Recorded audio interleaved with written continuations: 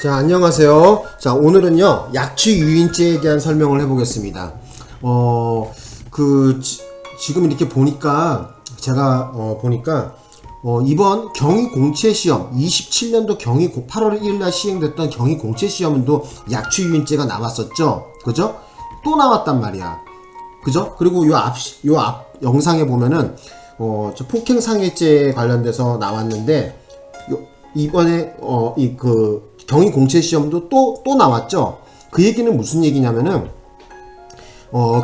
이 경찰대학교 편입시험 출제하신 분하고 이번에 경위공채시험 낸 분이랑 동일하다는 얘기입니다.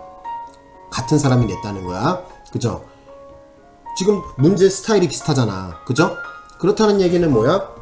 지금 뭐예요? 돌아오는 22일날 시험도 어느 정도 영향력이 있다고 봐야 되겠죠?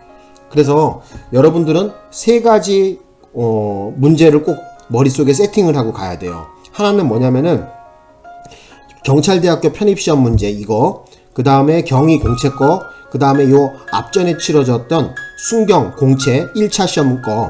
그래서 40, 120문제를 머릿속에 세팅하고 들어가세요. 머릿속에 딱 박아놓고 들어가야 된다고. 되셨나? 자, 그러면 요 정도 설명하고, 자, 이 문제를 한번 풀어보겠습니다. 약취유인죄, 적절하지 않은 거, 틀린 거 고르라 그랬는데, 답은 3번이에요. 자, 3번 한번 봅시다, 그러면.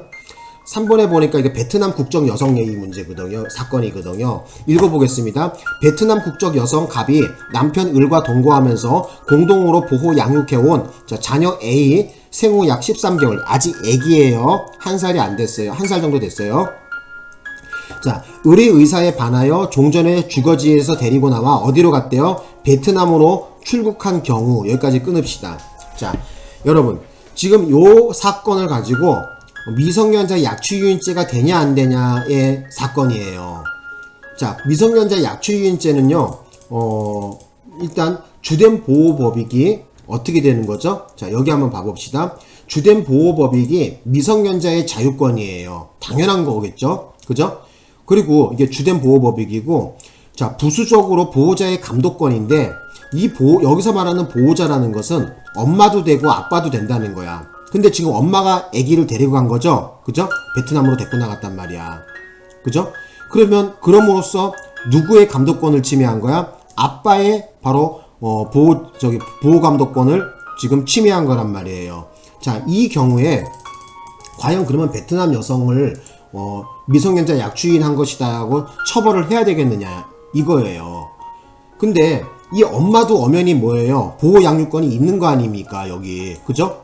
그죠? 그래서 이 사건이 무죄가 나왔는데 왜 무죄가 나왔냐면은 엄마에게도 그 보호 양육권이 있고요.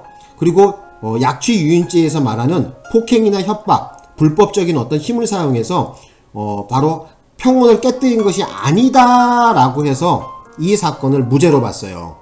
되셨나요? 판례 번호는 2010도에 14328 이렇게 나와요. 되셨나요? 그래서 다시 말씀드리는데 문제로 가봅시다. 문제로 가보면은 자, 여기 자, 아까 전에 여기 출국한 경우 여기까지 끊었죠? 그죠? 그래서 여기 보시면 뒤에 뭐 쭉 헛소리들 많이 나왔는데 여기에 좀 언더라인 좀 거봅시다. 폭행 또는 협박, 불법적인 사실상의 힘을 사용하여 A를 종전의 보호 양육 상태로 이탈시켜 자기 또는 제3자의 지배하에 옮긴 약취행위로 볼 수 있다가 아니라 볼 수 없다 해야 됩니다. 엄마도 아까 전에 그 권한이 있는 사람이고 그 아기를 갖다가 뭐 주워 패서된 것도 아니고 그죠? 살포시 아기를 데리고 나간 거 아니야. 그죠? 그잖아요. 그죠? 그리고 다시 한국으로 돌아왔단 말이에요. 그래서 어쨌든 알아두실 것은 베트남 국적 여성, 자, 한국 남편이랑 결혼해갖고 아기가 있는데 그 아기 때문에 이제 생긴 사건인데 이 경우에 자, 약취유인 행위로 볼 수 없다는 것이 이 판례의 중심 내용이고요. 그리고 그 엄마에게도 뭐예요? 보호 양육권이 있고 또 폭행이나 협박이라든지 사실상의 불법의 어떤 힘을 사용한 것이 아니라는 거. 그죠? 거기에 대해서 머릿속에 좀 담아두셨으면 합니다. 그래서 요 부분은 요 끝에 말이 틀렸죠. 그죠? 정답 3번 하시면 됩니다. 자, 그러면 정답이 되지 않는 나머지도 보겠습니다. 자, 동그라미 1번 볼게요. 미성년자, 잠깐만. 자, 조금만 계셔. 미성년자 유인죄는 기망이나 유혹을 수단으로 해서 미성년자를 꿰어 현재의 보호 상태로부터 이탈하게 하여 자기나 제3자의 사실적 지배하러 옮기는 행위를 말하고, 여기서 유혹은 그 내용이 반드시 허위이어야 하는 것은 아니다. 예, 맞는 얘기입니다. 자, 이제 동그라미 2번에 대한 설명을 해볼게요. 자, 동그라미 2번에 대한 설명입니다. 미성년자를 보호 감독하는 사람이라고 하더라도 다른 보호 감독자의 감호권을 침해하거나 자신의 보호 양육권을 남용하여 미성년자 본인의 이익을 침해한 때에는 미성년자에 대한 약취유인죄의 주체가 될 수 있다. 당연한 얘기겠죠, 그죠? 그래서 아까 말씀드렸지만은, 그죠? 엄마 아빠 둘 다 보호 양육권이 있잖아요, 그죠? 그래서 이 베트남 여성 사건을 좀 기억해 달라는 거예요. 이 보호 감독권에서 엄마도 되고 아빠도 다 된다는 거야. 그런데 그 행위 태양에 있어서, 그죠? 아까 말씀드렸지만은 그 자녀를, 그죠? 1살짜리 애가 뭐를 알겠어, 그죠? 꼬맹인데. 그래서 어떻게 했다? 약취유인죄에서 말하는 폭행이나 협박, 불법적인 힘을 사용해서 평온을 깨뜨려 갖고 그 자녀를 데려간 것이 아니죠, 그죠? 살포시 그냥 데려갔다가 온 거 아닙니까, 그죠? 그렇기 때문에 무죄가 나온 거예요. 여기 말 그대로 어떻게 된 거야?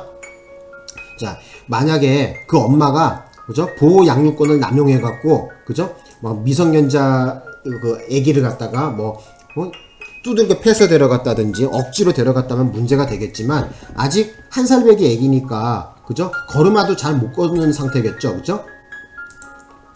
자, 그 다음에 이제 4번에 보겠습니다. 4번에 볼게요. 갑과 을은 각각 한국과 프랑스, 자, 프랑스 사건이거든요, 이거. 그죠? 프랑스 엄마 아빠 사건인데, 한국과 프랑스에서 따로 살고 있고 이혼 소송 중인 부부로서, 요거 유명한 판례죠, 이것도요. 자녀가 몇 살이야? 5살이에요. 프랑스에서 을과 함께 생활하였는데 갑이 A를 면접 교섭하기 위하여 그를 보호 양육하던 을로부터 A를 인계받았습니다. 그래서 아빠가, 그죠? 5살짜리 아기를 인계받아서 한국으로 데리고 왔어요. 근데 면접 교섭 기간이 끝났음에도 A를 주지 않고 그냥 가만히 있었단 말이에요. 자, 이런 경우에 어떻게 되냐는 거죠. 이런 경우에 그냥 연락이 됐더라면은 이 엄마가 열이 안 받았겠죠. 근데 이 엄마한테 엄마의 보호 감독권을 지금 침탈한 거예요. 을과 연락을 두절해 버렸어요. 그죠? 그잖아요. 그리고 법원에 유아인 인도 명령 등도 불응했답니다. 요것이 문제가 되겠죠, 그죠? 그죠?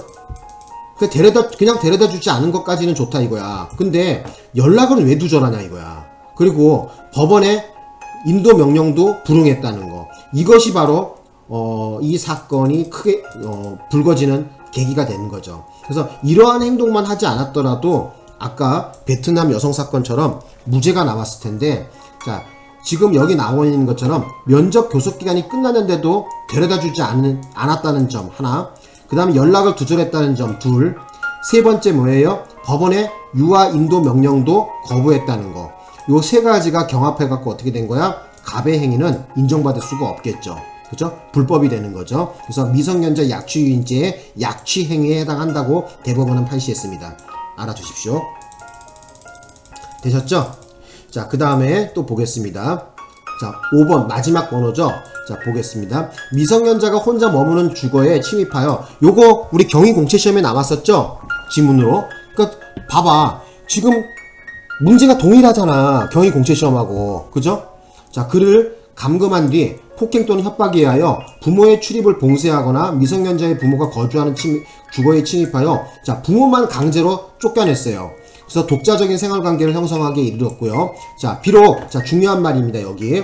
미성년자 약취유인죄에 있어서 비록 장소적 이전이 없었다 하더라도 이 경우에는 뭐다?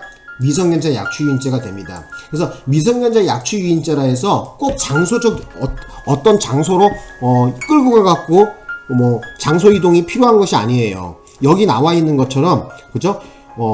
부모하고 같이 함께 살고 있는데, 그죠? 부모의 출입을 봉쇄한다든지 부모가 들어오는 것을 어떻게 돼요? 강제로 쫓아냈다든지 이렇게 해서 미성년자 떨렁 혼자 남게 했다는 것도 바로 뭐예요? 미성년자 약취유인죄에 해당한다는 거. 제일 중요한 말은 뭐예요? 판례에서 바로 미성년자 약취유인죄에서 뭐다? 장소적 이전이 없었다 할지라도 뭐다? 미성년자 약취유인죄가 얼마든지 성립한다는 대법원의 판시입니다. 꼭 좀 알아두셨으면 합니다. 다시 한번 뭐라고?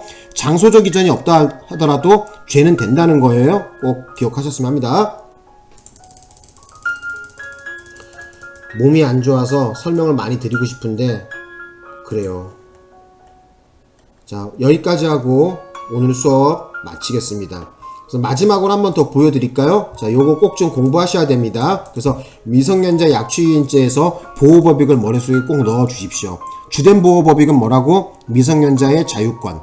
부수된 건 뭐야? 보호자의 감독권. 여기서 말하는 보호자라는 것은 엄마도 아빠도 다 된다는 거. 여기까지 하겠습니다. 마치겠습니다.